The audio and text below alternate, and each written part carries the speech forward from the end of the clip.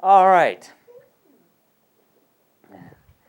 Okay, now what I want you to do is to have the opportunity to, with one another, go through the same kind of thinking and analysis that we were doing with Lenny, only this time using the arrays that you elicited from one another yesterday.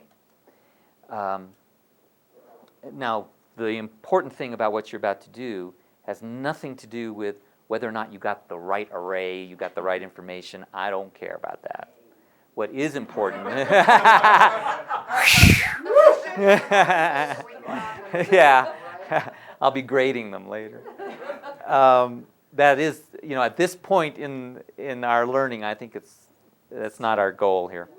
What I am concerned about, and what is really important, is developing a deeper sense and understanding of how structure relates to experience, how the structures of people's experiences relate to manifesting the abilities that they have. And so that's what I want us all to be focusing on as we look at each other's arrays here.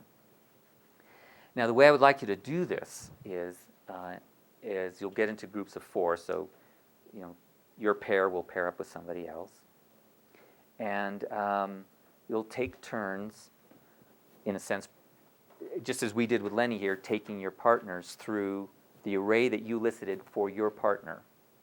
Okay? Now, as you go through the array, the other people in the group, the other 2 people, I want you to feel free to ask questions. What don't you understand? What's something that you need more information about or doesn't make sense to you? Okay? Any questions that you have, I want the person who did the elicitation as the modeler, I want you to try and answer the question. Now, of course, you'll have your exemplar right there, and your exemplar could probably answer the question right away. But I don't want that to be your first choice. The first choice is for you, the modeler, to try and answer the question. And I think you'll find that is not only difficult, but a really good thing to do. Because it'll force you to really go into the experience that you had in gathering the information, go into the array that you elicited, and make sense out of it for these other people. All right? And together, as you're going through it, I want you to be talking about, well, how does this particular criterion, or how does this secondary strategy, or how does this emotion, how does it relate to the ability, manifesting the ability? Okay? That's what I want you to be doing as much as possible, is relating, as we did, how each of these elements supports or helps manifest whatever the ability is. Okay?